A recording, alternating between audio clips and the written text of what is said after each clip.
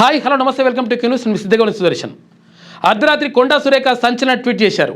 నాగార్జునతో వివాదంపై ఏమన్నారంటే, కేటీఆర్పై విమర్శల సందర్భంగా నాగ చైతన్య సమంత విడాకులను ప్రస్తావించి వివాదంలో చిక్కుకున్నారు మంత్రి కొండా సురేఖ.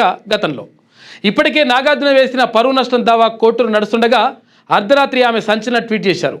మరి ఈ ట్వీట్తో ఈ వివాదం ముగుస్తుందా లేదా, అసలు ఈ ట్వీట్ ఏంటి అనేది ఈ స్టోరీలో తెలుసుకునేటువంటి ప్రయత్నం చేద్దాం. మంత్రి కొండా సురేఖ అక్కినేని నాగార్జున వివాదం ఎపిసోడ్ కీలక మలుపు తిరిగింది. కొండా సురేఖ వ్యాఖ్యలపై ఇప్పటికే నాగార్జున పరువు నష్టం దావా వేయగా ప్రస్తుతం అది కోర్టులో నడుస్తుంది.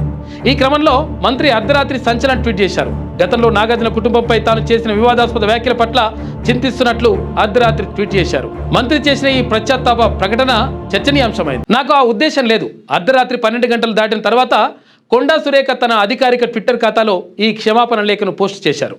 నాగార్జున ఆయన కుటుంబాన్ని కించపరచాలనే ఉద్దేశం తనకు లేదని స్పష్టం చేశారు.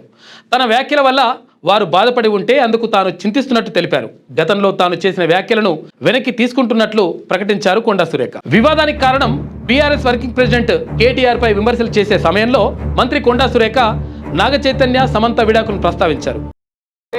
ఈ రోజు నేను చెప్తా ఉన్నా కదా, నాగ చైతన్య సమంత విడిపోవడానికి కారణం కేటీఆరే. ఈరోజు చాలా మంది హీరోయిన్లు తొందరగా పెళ్లిళ్ళు చేసుకొని సినిమా ఫీల్డ్ నుంచి తప్పుకోవడానికి కారణం కూడా కేటీఆరే. ఆయన ఆ రోజు మత్తు పదార్థాలకు అలవాటు పడి వాళ్ళను కూడా మత్తు పదార్థాలకు అలవాటు చేసి రేవ్ పార్టీలు చేసుకొని మదమెక్కి వాళ్ళ జీవితాలతో ఆడుకొని బ్లాక్ మెయిల్ చేసి వాళ్ళను ఇబ్బంది పెట్టినటువంటి వ్యక్తి కేటీఆర్. అది అందరికీ కూడా తెలుసు, సినిమా ఫీల్డ్ లో అందరికీ తెలుసు, అది ఓపెన్ రహస్యము. కేటీఆర్ వల్లే వారు విడాకులు తీసుకున్నారని ఆరోపించారు. ఈ కామెంట్స్ రాజకీయంగా పెద్ద దుమారమే రేపాయి. అయితే మంత్రి వ్యాఖ్యలను అక్కినేని ఫ్యామిలీ తీవ్రంగా ఖండించింది. తన కుటుంబం పరువు నష్టం కలిగించారంటూ నాగ చైతన్య ఆమెపై పరువు నష్టం దావా వేశారు. ఈ క్షమాపణను నాగార్జున కుటుంబం ఎలా స్వీకరిస్తుంది, పరువు నష్టం దావాపై తదుపరి పరిణామాలు ఎలా ఉంటాయన్నది వేచి చూడాలి.